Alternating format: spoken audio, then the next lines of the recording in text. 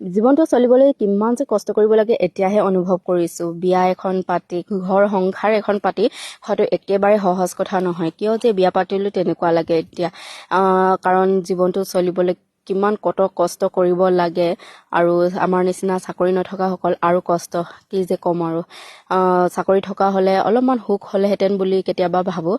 আৰু এতিয়া যিহেতু চাকৰি বাকৰি নাই, কষ্টটো কৰিবই লাগিব নহয় জানো। জীৱনটো চলিবলৈ এই কষ্টটো আমি কৰিবই লাগিব। আৰু ল'ৰা ছোৱালীৰ কাৰণে আমি এতিয়া কষ্ট কৰিব লাগিব। এতিয়া নিজৰ কাৰণেতো বাদেই দিলোঁ, এতিয়া ল'ৰা ছোৱালীৰ কাৰণেহে কষ্ট কৰিব লাগিব। নমস্কাৰ সকলোকে, মোৰ অন্য এটি ভিডিঅ'লৈ সকলোকে স্বাগতম জনাইছোঁ। এইফালে ন খাবলৈ মই ধান মাৰি লৈছোঁ, যিহেতু ন খাবলৈ হৈ গ'ল আৰু ধান কাটি শেষ হ'বলৈ বেছি দিন নাই আৰু এখন পথাৰহে আছে। সেইকাৰণে এতিয়া ধানখিনি মাৰি লৈছোঁ। ধানখিনি আগতীয়াকৈ মাৰি মেলি শুকুৱাই থৈ দিলেহে মানে সোনকালে নটো খাবলৈ পাৰিম নহয় জানো। এজনীয়ে পথাৰত লাগি থাকিলে এজনীয়েতো ঘৰৰ সমস্ত দায়িত্বখিনি ল'বই লাগিব।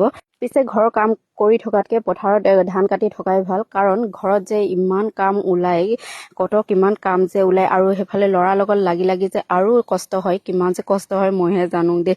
আৰু সেইকাৰণে মানে পথাৰতে ধান কাটি থকাই ভাল ঘৰত থকাতকৈ। আৰু ঘৰখীয়াজনী এনেও কষ্ট হয়, তাতকৈ বোলো পথাৰত সেই কাম কৰি থকাই ধান কাটি থকাই ভাল বোলো। এইফালে ছোৱালীও আহি পালেহি আৰু তাইৰ আজি নতুন পাৰ্চেল মানে নতুন চেণ্ডেল আহিছে।